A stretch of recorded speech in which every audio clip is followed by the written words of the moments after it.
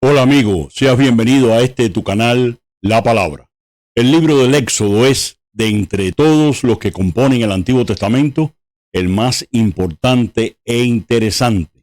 Si alguien arrancase todas las páginas del libro del Éxodo, probablemente no entendería el resto de la Biblia, porque los otros libros se dedican a recordar una y otra vez lo que allí se cuenta.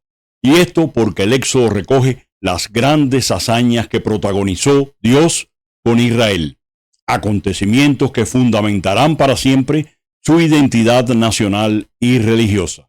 Por esto ha sido llamado el Evangelio de la Antigua Alianza.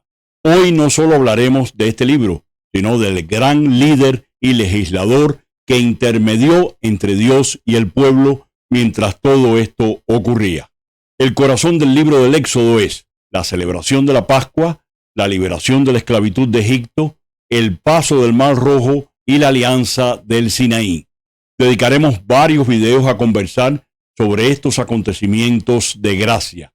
Según nos cuenta el libro del Génesis, los israelitas vivieron muchos años en Egipto, desde los tiempos de José, el hijo del patriarca Jacob y nieto de Abraham. De las apenas 70 personas que llegaron allí acompañando a Jacob, sus descendientes se habían multiplicado y prosperado increíblemente. Vivieron en paz hasta que llegó al poder un faraón terrible que cambió su política en relación con Israel. Este fue Ramsés II, que gobernó el país de Egipto desde el año 1290 hasta el 1224 aproximadamente. ¿Qué razón le movieron para cambiar su política y mostrarse duro con los israelitas? Por lo que nos cuenta el libro del Éxodo, el faraón tuvo 3 razones fundamentales. La primera de tipo política. Esta minoría extranjera se había hecho muy fuerte e influyente. La segunda de tipo militar. Este pueblo podría convertirse en un potencial enemigo dentro de las fronteras. Y la tercera de tipo económica. Constituían la mano de obra barata que necesitaban en sus monumentales edificaciones. El hecho es que los israelitas fueron esclavizados y obligados a realizar los trabajos más duros en las construcciones de los faraones. Para el pueblo de la promesa, suponía una intolerable opresión que se oscureció incluso con el genocidio de los niños nacidos varones. Esta situación duró alrededor de 400 años. Israel no olvidó al Dios de sus padres y clamaba buscando justicia.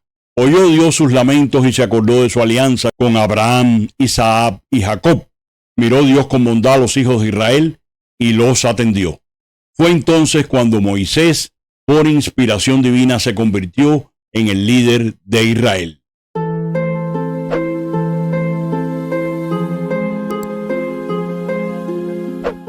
Este acontecimiento tiene lugar en el siglo XIII a.C., muy probablemente hacia el año 1250, y constituye uno de los fundamentos donde se asienta la fe del pueblo judío hasta hoy.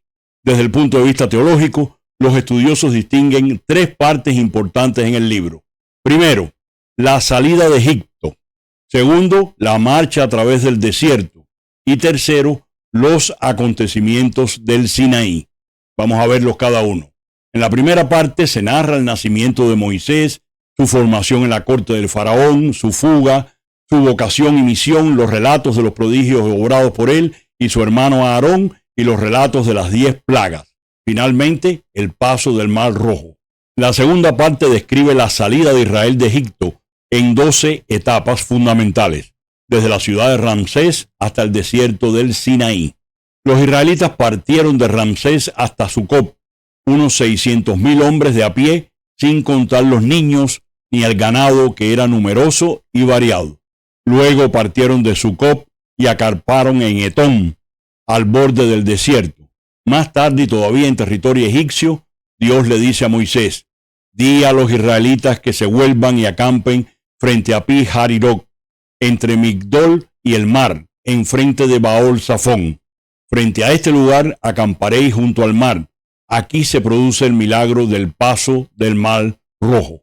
Del otro lado, a salvo del ejército que les perseguía, acampan en Mará, donde se produce otro milagro. Las amargas aguas se truecan en agua potable. La llegada al oasis de Elín, el desierto de Sin, donde Dios alimenta a su pueblo con el maná y las codornices. Refidín, donde brota agua de una roca y tiene su primera victoria contra Amalek.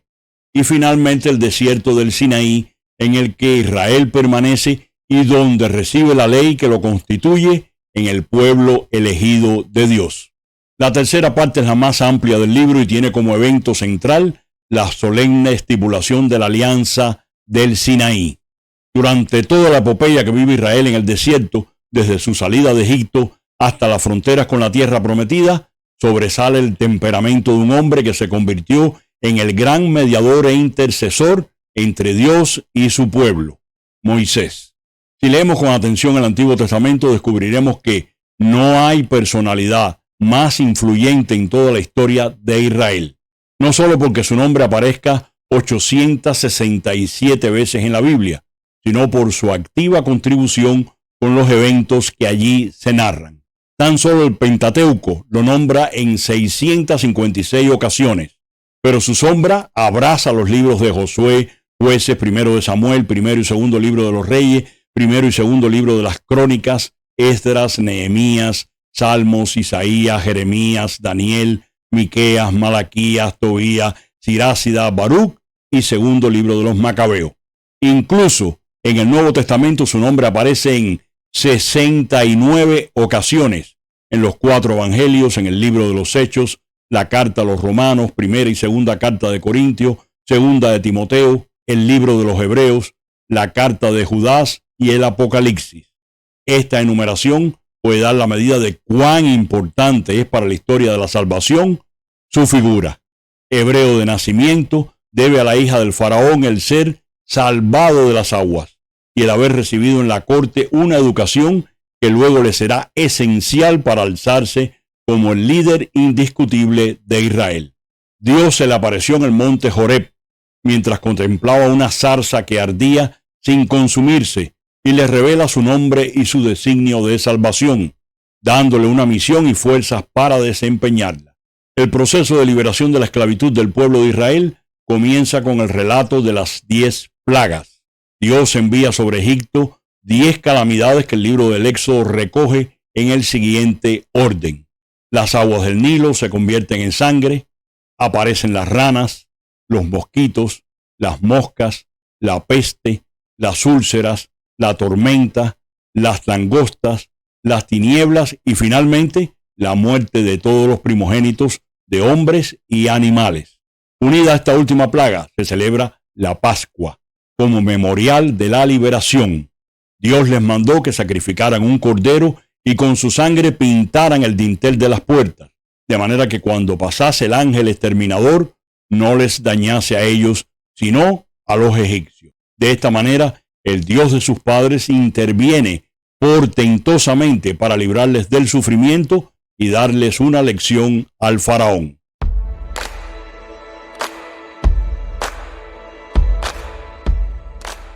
Pero la Pascua ya se celebraba entonces entre los pueblos nómadas y agricultores. Los pastores se reunían con la primera luna de primavera para regresar a casa desde los pastos de otoño e invierno. La celebración se realizaba sacrificando un cordero, cuya sangre utilizaban para protegerse de los peligros del camino. Horneaban la carne y la comían en familia. Los agricultores, por otra parte, celebraban las primeras espigas del trigo, con cuya harina horneaban un pan sin levadura, que consumía igualmente en familia. Ambos elementos pronto se acompañaron de hierbas amargas y salsa para mojar el pan, constituyéndose con el tiempo en la comida pascual. Israel celebra su Pascua o salida de Egipto, cambiando el significado anterior por uno histórico.